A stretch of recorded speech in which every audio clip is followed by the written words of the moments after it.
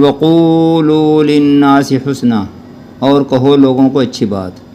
بسم اللہ الرحمن الرحیم، الحمد للہ رب العالمین، والصلاة والسلام علی سید المرسلین محمد النبی الأمی وعلی آلہ واصحابہ وازواجہ وذریاتہ واہل بیتہ اجمعین برحمتک یا ارحم الراحمین۔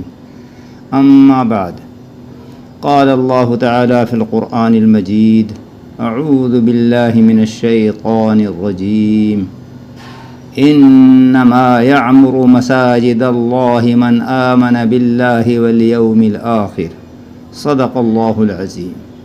اس ویڈیو میں مسجد میں فرشتے کس کے اوپر لعنت کرتے ہیں اس کے متعلق بیان کروں گا۔ ویڈیو کو آخر تک بھی ضرور سنیں، دیگر احباب کو بھی سنوائیں یا ان تک پہنچا دیں۔ لیکن آگے بڑھنے سے قبل یہ گزارش کہ اب تک اگر آپ نے میرے اس چینل مفید المسلمین کو سبسکرائب نہیں کیا تو پہلی فرصت میں میری حوصلہ افزائی کے مد نظر اس چینل کو سبسکرائب کر لیں، آپ کی بڑی مہربانی ہوگی، اور اس طرح آپ مفید المسلمین سے منسلک ہو جائیں گے، جڑ جائیں گے۔ بیل آئیکن کو بھی پریس کر دیں، اس سے آپ کو یہ فائدہ ہوگا کہ میری طرف سے جاری کردہ ہر نئی ویڈیو کا نوٹیفیکیشن سب سے پہلے آپ کو دستیاب ہوگا۔ ویڈیو اگر پسند آئی تو عذر و انصاف اس کو لائک بھی کر دیں۔ آئیے ویڈیو کا آغاز کرتے ہیں۔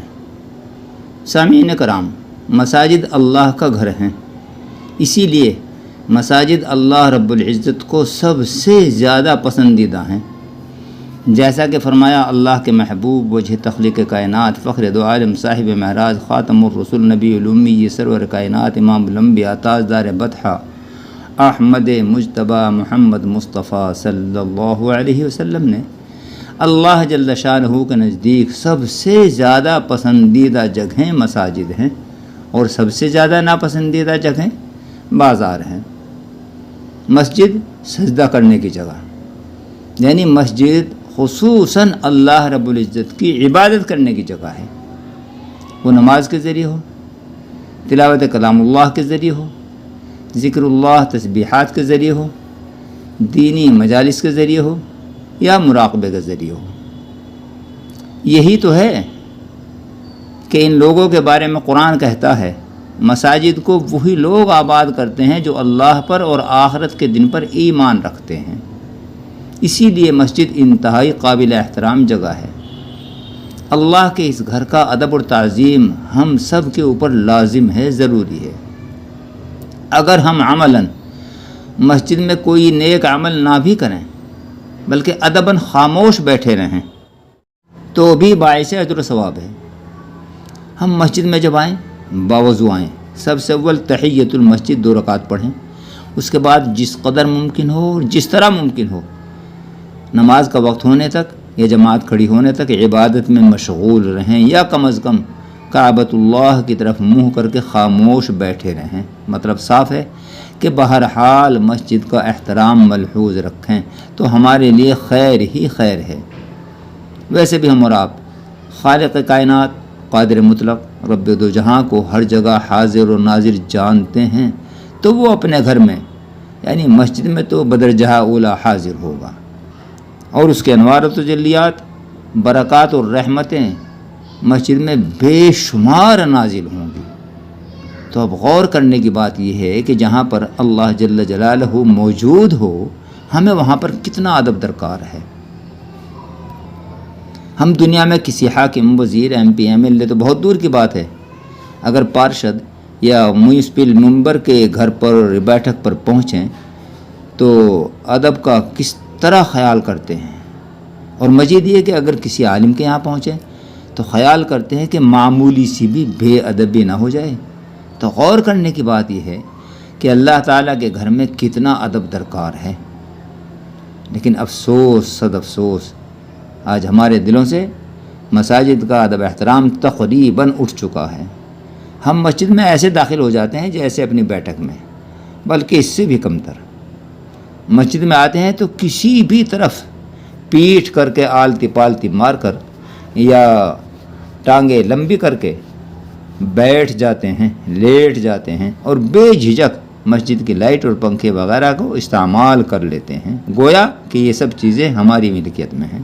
وہ کعبہ جس کی طرف ادباً منہ کرنے پر بھی ثواب ہے، اس کی طرف ہماری پیٹھ ہوتی ہے، اور اسی طرح چیدہ چیدہ ہم چند آدمی پنجڑی لگا کر غپ شپ اور دنیاوی باتوں میں ملوث اور مشغول ہو جاتے ہیں۔ البتہ تسبیح دکھاوے کے طور پر ہمارے ہاتھ میں لٹکی ہوئی ہوتی ہے، جو ذرے برابر بھی آگے پیچھے حرکت نہیں کرتی، اور انتہا تو یہاں تک پہنچ چکی ہے کہ اسی حالت میں مؤذن اذان کہنا شروع کر دیتا ہے، اور ہم اپنی مجلس کو نماز کھڑی ہونے تک برابر جاری رکھتے ہیں، جبکہ اذان کا ادب یہ ہے کہ ہم کہیں بھی بات چیت وغیرہ میں اگر مشغول ہوں تو ان سب کو چھوڑ کر کے اذان کی طرف متوجہ ہوں، اذان کا جواب دیں اور بعد میں دعائے وسیلہ پڑھیں۔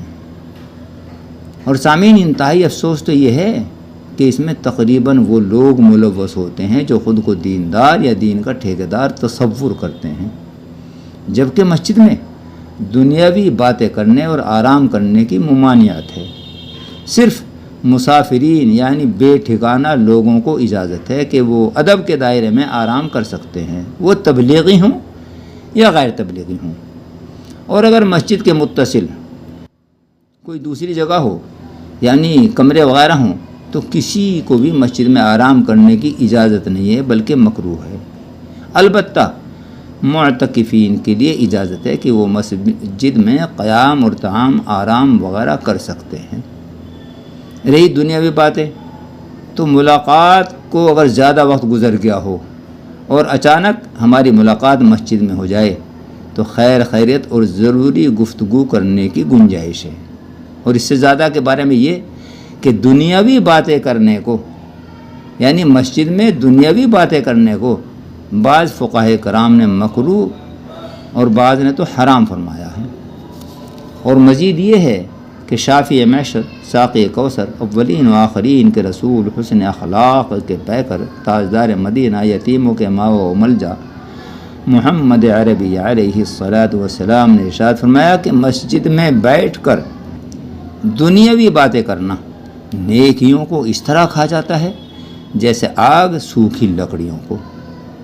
سامعین، اس طرح ہم شیطان کے فریب میں آ کر اپنی نیکیوں کو برباد کر رہے ہیں، اور یہیں تک بس نہیں بلکہ مسجد میں دنیاوی باتیں کرنے والوں کے لیے اس سے کہیں بڑھ کر سخت وعید ہے۔ سنیے اور غور سے سنیے۔ آقا دو جہاں رحمت للعالمین، رہبر اعظم، شفیع المذنبین، خاتم النبیین، نبی آخر الزمان، آمنہ کے لال، حضرت محمد مصطفیٰ صلی اللہ علیہ وسلم نے ارشاد فرمایا کہ جب کوئی شخص مسجد میں بیٹھ کر دنیاوی باتیں کرتا ہے تو فرشتے کہتے ہیں اے اللہ کے ولی خاموش ہو جا۔ پھر بھی وہ باتیں کرتا ہے تو فرشتے کہتے ہیں اللہ کے دشمن خاموش ہو جا۔ لیکن پھر بھی وہ باتیں کرتا رہتا ہے تو فرشتے کہتے ہیں کہ تجھ پر اللہ کی لعنت ہو، خاموش ہو جا۔ یہی تو ہیں وہ لوگ جن کے اوپر فرشتے لعنت بھیجتے ہیں۔ سامعین، ہمیں ہوش کے ناخن لینے چاہیے، ہمیں انتہائی غور کرنا چاہیے کہ ہم اپنے اس فعل سے کتنی بڑی لعنت کے مستحق ہو رہے ہیں اور اپنی موجودہ نیکیوں کو بھی برباد کر رہے ہیں۔ لہٰذا لازم ہے کہ ہم خصوصاً مساجد میں دنیاوی باتوں سے پرہیز کریں اور مسجد میں صرف اور صرف اللہ کی عبادت کریں، وگرنہ خاموش با ادب بیٹھیں۔ اور ادب سے بیٹھنے کا طریقہ ہمیں قاعدہ میں بیٹھنے سے سمجھا دیا گیا ہے۔ اس کے علاوہ اور اسی کے ساتھ ساتھ یہ کہ ہم قاعدہ اخیرہ میں منتظر رہتے ہیں کہ امام صاحب کب سلام پھیر دیں، اور جیسے ہی سلام پھرا ہم پہلی فرصت میں آلتی پالتی مار کر بیٹھ جاتے ہیں اور دعا کے لیے بادل ناخواستہ الٹے سیدھے ہاتھ اٹھا کر دعا مانگنے کی رسم پورے کرتے ہیں۔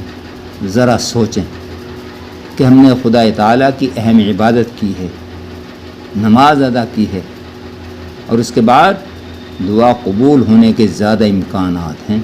اس طرح ہم بے ادبی اور لاپرواہی سے دعا کریں گے تو کیا ہماری دعائیں قبول ہوں گی؟ ہرگز نہیں۔ لہذا لازم ہے کہ احکم الحاکمین کی بارگاہ میں عاجزی کے ساتھ باادب بیٹھیں اور پر امید ہو کر دعا کریں۔ انشاءاللہ تعالی ہماری دعائیں قبول ہوں گی۔ اور دعا کا مسنون اور مستحب طریقہ آپ میری ویڈیو نمبر 13 میں بخوبی دیکھ اور سن سکتے ہیں۔ امید ہے کہ دل کی گہرائی سے ان باتوں پر غور کریں گے اور عمل پیرا ہو کر عند اللہ ماجور ہوں گے۔ مزید یہ کہ اطمینان کے لیے اسکرین پر فتاوی اور کتاب کا عکس لگا چکا ہوں، وہاں پر پڑھ لیں، دیکھ لیں اور اطمینان کلی حاصل کر لیں۔ یا اللہ ہمیں عمل کرنے کی توفیق عطا فرما، آمین۔ اور ہمیں اپنے تمام امور دینی ہو یا دنیاوی طریقہ رسول صلی اللہ علیہ وسلم کے مطابق کرنے کی توفیق بخش، آمین یا رب العالمین۔ آخر میں یہ گزارش کہ بفضل ربی میں آپ حضرات کے لیے دعا گو رہتا ہوں، آپ بھی اپنے مخصوص اوقات میں مجھ گنہگار کو اپنی دعاؤں میں بالضرور شامل فرما لیا کریں۔ جزاکم اللہ وآخر دعوانا ان الحمد للہ۔